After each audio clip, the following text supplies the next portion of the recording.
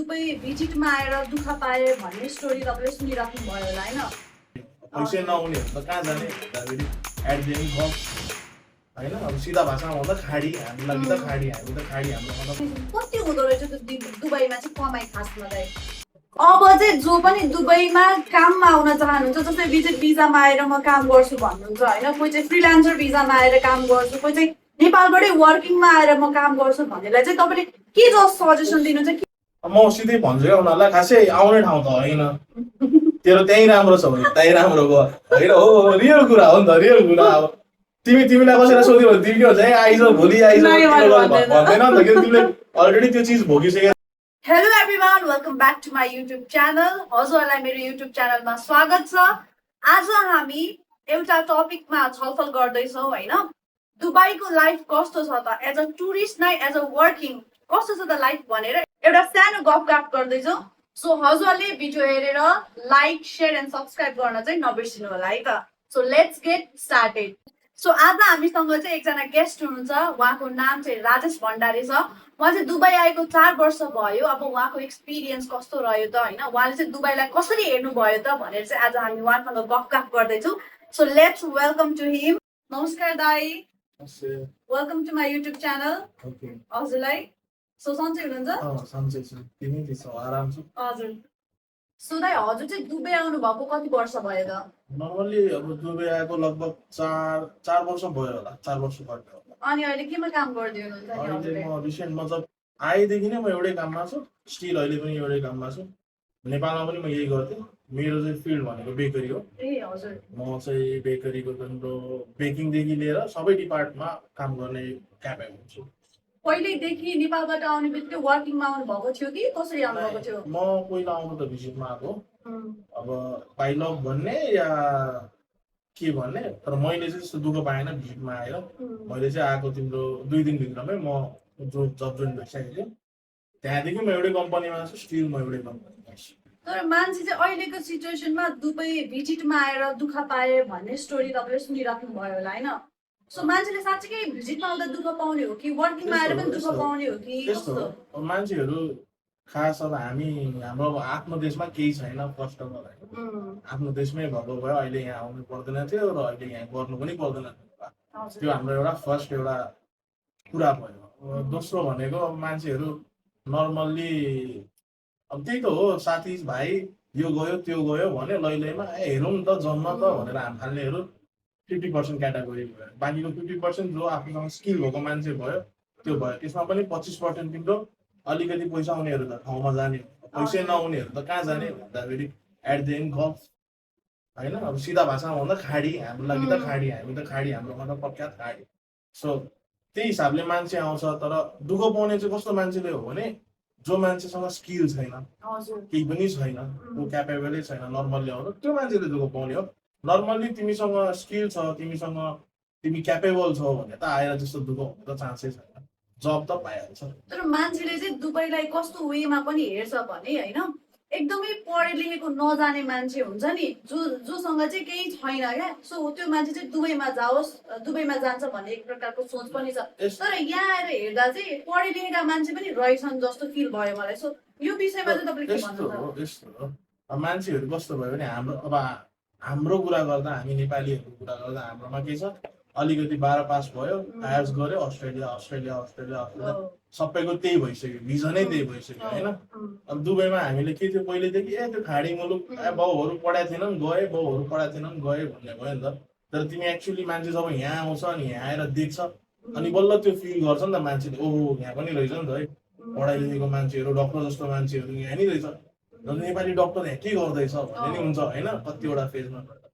तर त्यही हो, अब पढाइ भन्दा पनि अब यहाँ चाहिँ खास के छ भने, यति चाहिँ एउटा के छ भने, यहाँ चाहिँ तिमीसँग यदि स्किल छ, तिमी स्किलले भरिपूर्ण छौ भनेर यहाँ चाहिँ पढाइ मात्रै चाहिन्छ भन्ने छैन, तिमी स्किलले पनि क्यापेबल छौ भने पुग्यो कि, पढाइ मात्रै चाहिन्छ भन्ने छैन। तर एउटा पोइन्टमा गएर तिमीसँग पढाइ छ, स्किल छ भने तिमी राम्रै ठाउँमा, राम्रै पोजिसनमा काम गर्नलाई योग्य छौ, त्यो चाहिँ डिफरेन्स। मैले पनि हेरेको, मलाई पनि पहिला त्यस्तै लाग्थ्यो कि दुबई आउनुभन्दा अगाडि चाहिँ मैले पनि कमाउन सक्दिनँ होला, नलेखेको मान्छे चाहिँ जान्छ होला जस्तो फिल भएको थियो। तर यहाँ आएर हेर्दाखेरि चाहिँ मलाई के लाग्यो भने होइन, यहाँ त एकदम पढे लेखेका मान्छे पनि कति फेसिलिटिजमा बस्दो रहेछन् होइन भन्ने मलाई पनि त्यस्तो फिल भयो कि सो त्यही भएर मैले क्वेसन सोधेँ सो दाइ होइन धेरैजनाले चाहिँ के हुन्छ भने दुबई भन्ने बित्तिकै एकदमै लग्जरियस लाइफ बुर्ज खलिफा अनि त्यसपछि लग्जरियस कार्सहरू भनेर चाहिँ मान्छे इमेजिन गर्छ क्या जो चाहिँ दुबई आउनुभन्दा अगाडि सो तपाईँले चाहिँ कस्तो इमेजिन थियो म दुबई गएर चाहिँ कस्तो होला के नै होला भन्ने कस्तो थियो तपाईँलाई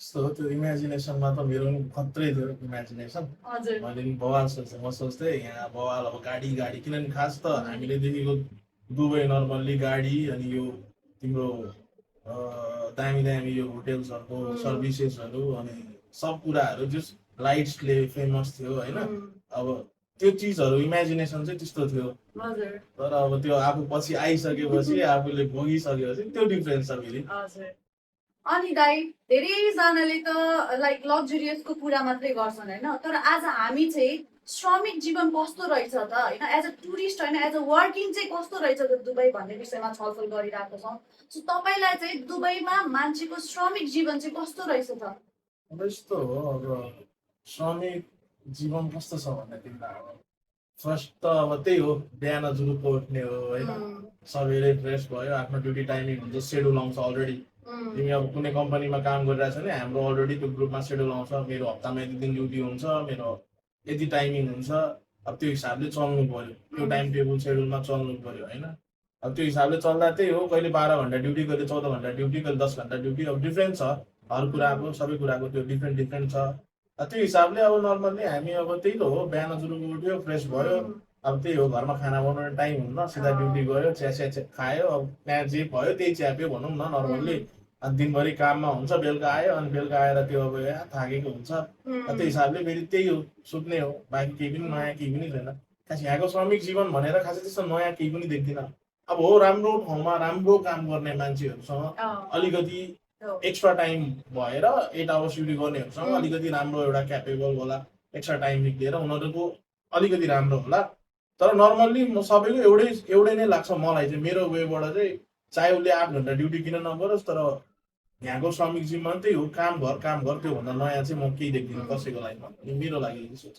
तर यहाँनिर चाहिँ मलाई कस्तो पनि लाग्यो भने जुन चाहिँ लेबर क्याटेगोरिजमा गर्छन् नि होइन उनीहरूलाई चाहिँ अब युरोप कन्ट्रिजहरूमा पर आवरको हिसाबले काम दिन्छन् होइन यहाँ चाहिँ कस्तो हुँदो रहेछ भने 12 घन्टा गरोस् 13 घन्टा गरोस् 14 घन्टा गरोस् एउटै पैसा क्या दाइ कहिले ओभर टाइम पनि हुन्छ हुन त तर पनि लाइफ कस्तो भने एकदमै त्यो जति घन्टा काम पनि महिनावारी त तलब हुन्छ नि दाइ त्यस्तो क्या त्यस्तो हो फेरि त्यसमा आउने छ नि त तिम्रो कम्पनी वाइज छ जस्तो लेबर सबै लेबर हो नि एट द एन्ड सबै लेबर हो होइन मलाई न यहाँ मैले 24 घन्टा काम गरेर मलाई कम्पनीलाई ओनर बनाउने हो न केही हो भरे घुमी फेरि हेर्ने हो भने म पनि लेबर हो मभन्दा बाहिरी अरू कन्ट्रीबाट आएर मसँग काम गर्ने सिनियर स्टाफ पनि लेबरै होइन एट द एन्ड सबैजना लेबरै हो तर यसमा पनि क्याटेगोरी चाहिँ के छ भने अब जस्तो हाम्रो यो मजदुरहरू जति पनि छ कन्स्ट्रक्सन फिल्डको होइन अब यिनीहरूको लाइफस्टाइल हेऱ्यो भने यिनीहरूलाई हामीलाई भन्दा गाह्रो छ बरु हामीलाई त इजी छ भन्ने हुन्छ अब हामीभन्दा माथिकोलाई हेऱ्यो भने होइन यसले चाहिँ मोज गरिरहेछ मेरो चाहिँ गाह्रो छ भन्ने हुन्छ नि त त्यही हो लेबरलाई अब सबैजनालाई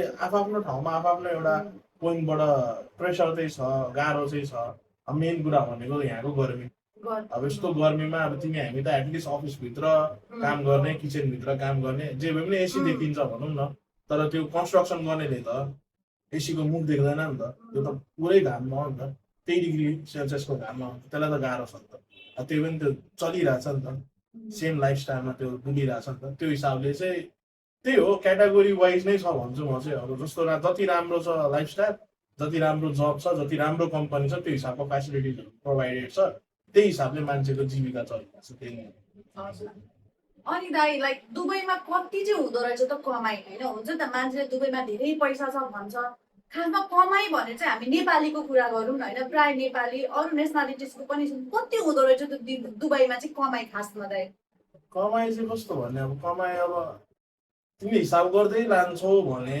घुमिफिरी राउन्ड फिगरमा तिमीले जति नेपालमा तिमीसँग हुन्थ्यो होला सेभिङ त्यति नै हुन्छ मेरो हिसाबले अब सबैको आफ्नो पोइन्ट अफ भ्यू हुन्छ होइन जोगाउने नजोगाउने तर मेरो हिसाबले चाहिँ मैले चाहिँ नेपालमा म जति कमाउँथेँ त्योभन्दा कम कमाउँथेँ जस्तो फिल चाहिँ गर्छ आफूलाई तर प्लस पोइन्ट चाहिँ के छ भने मैले डिफ्रेन्ट भेराइटिज अफ डिसेसहरू सिकिरहेको छु होइन मैले डिफ्रेन्ट भेराइटिजहरू यहाँ बनाउन पाइरहेको छु डिफ्रेन्ट अपर्च्युनिटिजहरू छ मेरो अगाडि। तर त्यो चिज मेरो नेपालमा थिएन नि त। त्यो पनि एउटा कमाइ त कमाइ हो नि त। र मैले सिक्नु पाउने स्किलहरू नै मेरो कमाइ हो नि त। त्यो मसँग स्किल त एट द एन्ड मसँग लास्टसम्म हुन्छ नि त।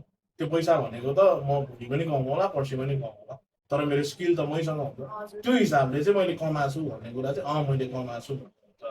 नत्र पैसाकै हिसाबले हो भने त अब कम्पेयर गर्यो भने त जति तिमी यहाँ जति खट्छौ त्यति नेपालमै खटिदिन्छौ भने त्यति पनि नेपालमा पनि पैसा चाहिँ छ।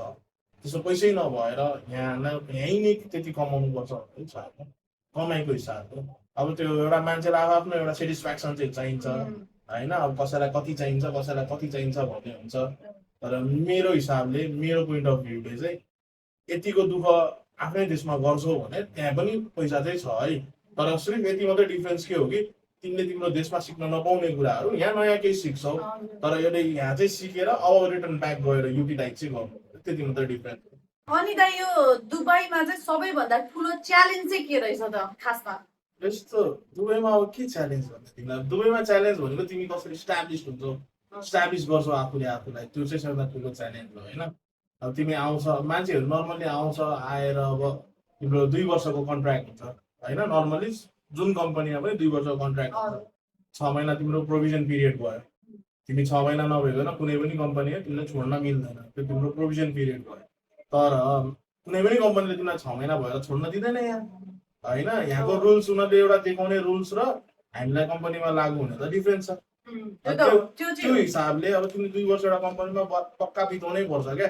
अब नर्मली तिमी अलरेडी लोनमा आएको मान्छे, लोन गरेर आइसकेको मान्छे हुन्छ यहाँ काम गर्नलाई। अनि यहाँ तिमी अलरेडी काम गर्न आएपछि अनि 1 वर्षमा तिमीले छोड्यो भने कम्पनीले तिमीलाई पैसा माग्छ होइन। अब त्यो पैसा तिर्ने त क्षमता छैन, कहाँबाट तिर्ने?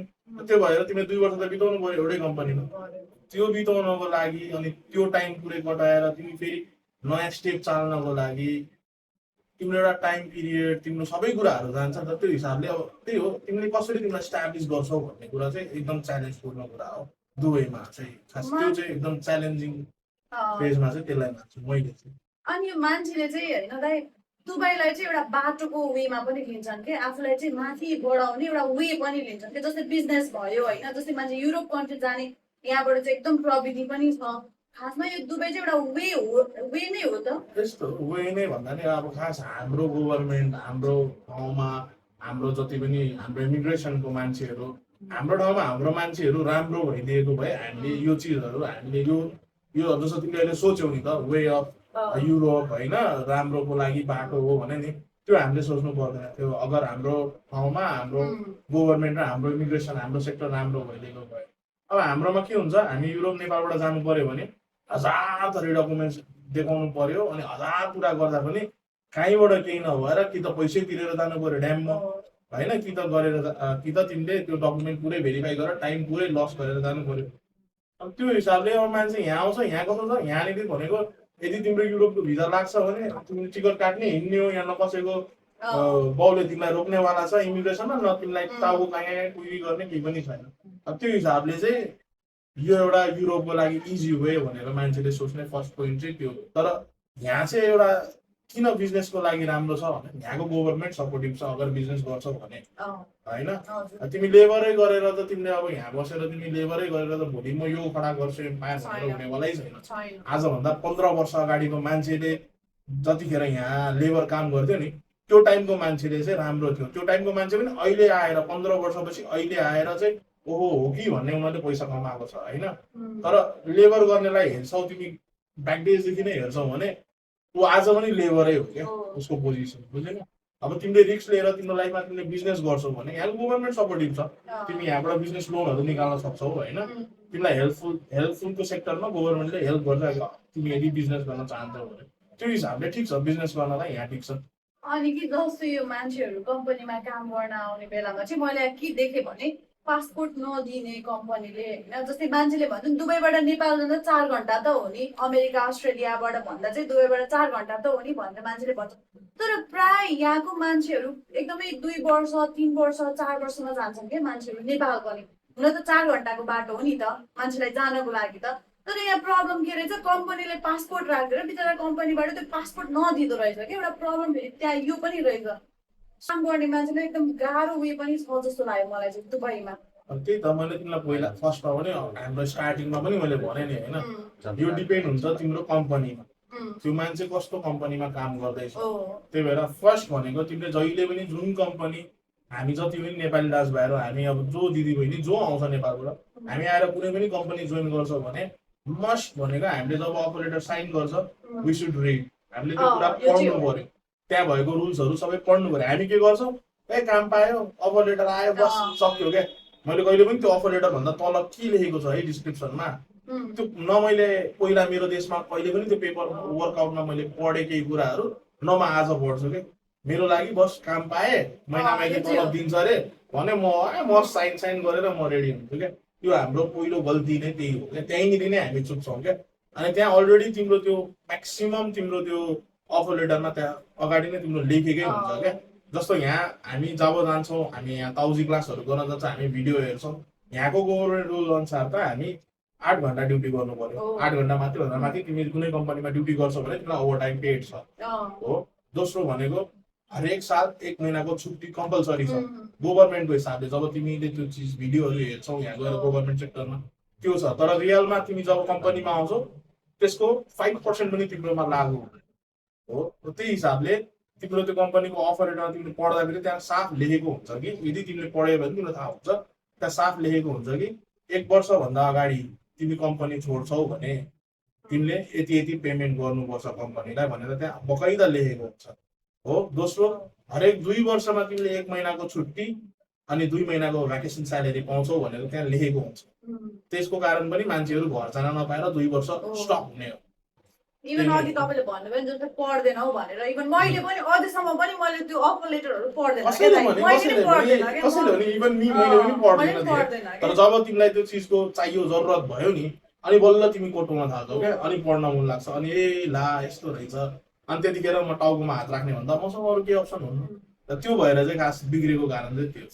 अनि यहाँनिर चाहिँ मैले पनि सुरुमा चाहिँ मलाई थाहा थिएन दुबईमा चाहिँ यस्तो हुन्छ भनेर।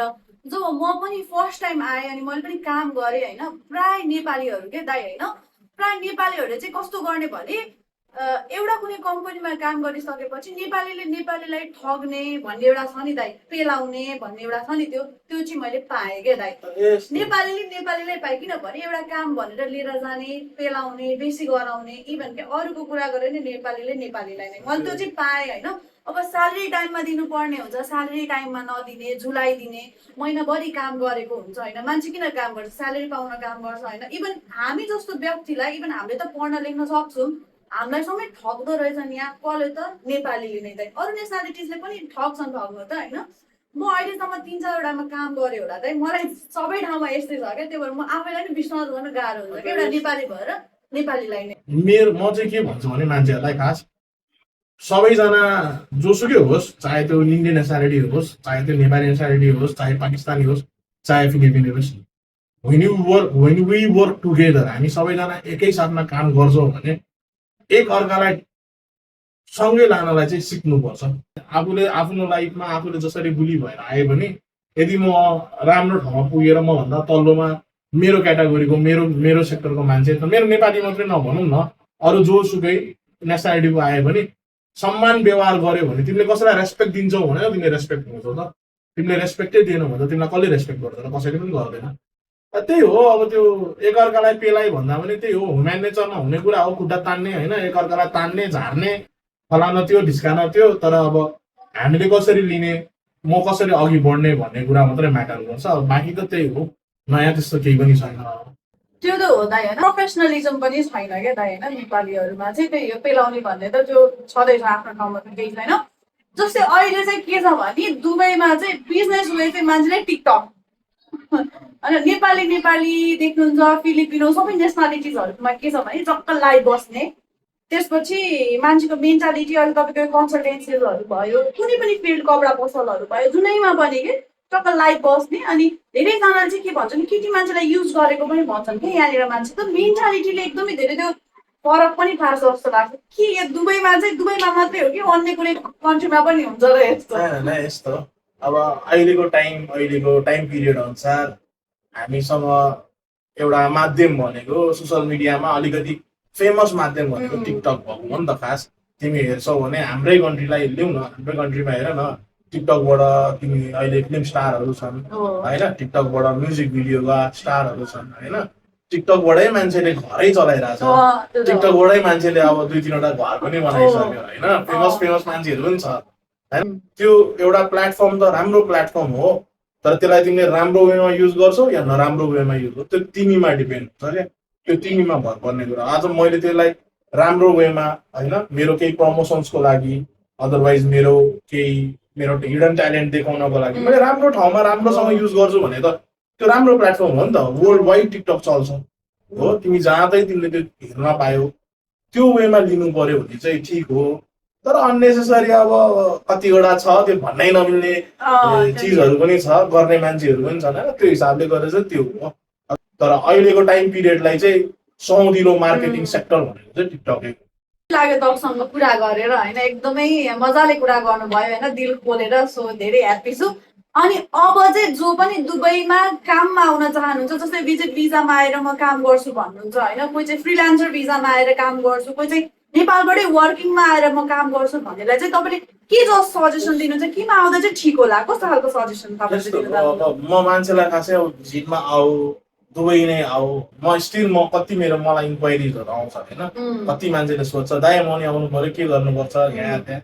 म सिधै भन्छु क्या उनीहरूलाई, खासै आउने ठाउँ त होइन, तेरो त्यहीँ राम्रो छ भने त्यहीँ राम्रो भयो होइन। हो रियल कुरा हो नि त, रियल कुरा। अब तिमीलाई कसैलाई सोध्यो भने तिमी के भन्छ, आइज भोलि आइज भन्दैन नि त, किन तिमीले अलरेडी त्यो चिज भोगिसकेका छौ, अलरेडी यहाँ देखिसकेका छौ।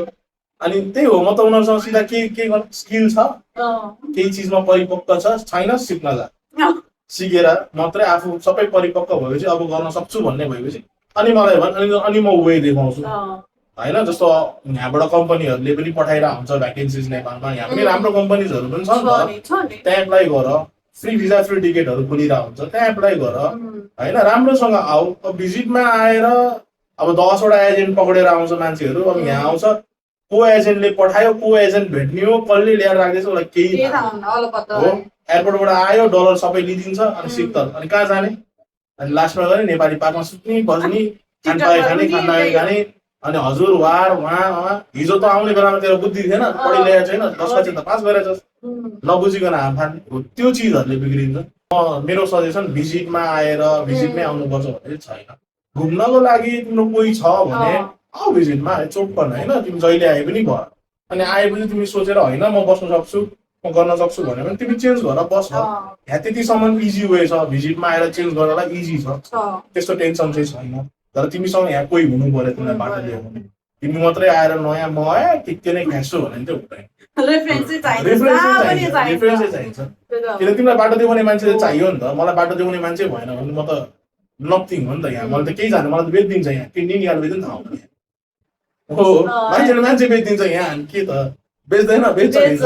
त्यही हो, त्यही हिसाबले चाहिँ एउटा केही स्किललाई डेभलप गर, आफूलाई जेमा मनपर्छ त्यही स्किल डेभलप गरेर अनि एप्लाई गरेर आऊ, त्यही नै हो। त्यही हो सजेसन चाहिँ होइन। भिजिटमा चाहिँ आउनुभन्दा चाहिँ सकेसम्म घुम्न ठिकै छ, तर वर्किङमा आउने हो भने कि त फ्रिलान्सर भिजामा आउनु पर्यो, कि त भने डाइरेक्ट वर्किङ भिजामा आउनु पर्यो। अब यही हो हाम्रो सजेसन्स। सो धेरै धेरै धन्यवाद दाइ हजुरलाई, हजुरसँग बोलेर एकदमै धेरै खुसी लाग्यो होइन। हजुरले चाहिँ आफ्नो एक्सपिरियन्स भन्नुभयो होइन, मैले पनि आफ्नो केही एक्सपिरियन्स भन्ने मौका पाएँ। सो यति भन्दै आजको भिडियो चाहिँ यहीँ एन्ड गर्छौँ होइन। सो के भन्न चाहनुहुन्छ हजुरले फेरि कन्क्लुजनमा? फर्स्ट त थ्याङ्क यू मेरो बहिनीलाई, जसले मलाई अब यहाँ बोलायो होइन, 2 शब्द मेरो गुनासो हो होइन, अब जे भयो भने मेरो सुख दुःख, मेरो जे भयो भने मेरो एक्सपिरियन्स सुनिदियो यत्रो बेरसम्म होइन। अब लगभग भयो होला यार, हामी 1-1.5 घन्टा भयो, यस्तै भयो होला, लगभग 1-1.5 घन्टा बेसी नै भयो होला, सुनिदियो होइन। अब त्यही हो, गफ गाफ भने क्या, अब हामी गफ सफ गऱ्यौँ, रमाइलो दाजु बहिनी पुरा सेयर भयो।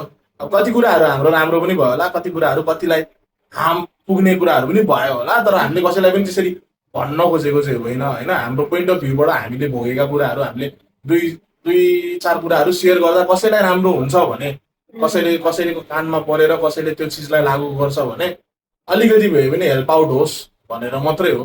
जति पनि मान्छे नयाँ आउँदै हुनुहुन्छ, जति पनि आउन इच्छुक हुनुहुन्छ, जति पनि मान्छेहरू अब के गर्ने त, अब दुबई गएर के गर्ने भनेर सोचेर बस्नुभएको मान्छेहरूको लागि हेल्प आउट होस् भनेर यो सानो गफगाफ दाजु बहिनीको तपाईँ यहाँ आउँदै हुनुहुन्छ भने तपाईँको हातमा केही न केही सिप हुनु पर्यो अनि बल्ल तपाईँ आउनु।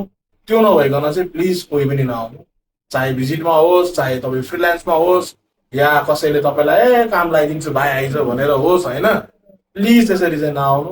परिपक्व भएर सबै डकुमेन्ट भेरिफाइड गरेर यसले चाहिँ मलाई राम्रो ओरिजिनल पठाएको हो अब म जानुपर्छ भनेर त्यति चाहिँ बुझेर आउनु, त्यति चाहिँ सोचेर आउनु होइन। अब त्यही हो, बाँकी त अब हाम्रो कुराकानी भइहाल्यो, रमाइलो भयो होइन। एकदमै रमाइलो भयो। त्यही हो, फेरि नयाँ भिडियोहरू बनाउँदै जाउँला, फेरि नयाँ भिडियो लिएर आउँदै जाउँला।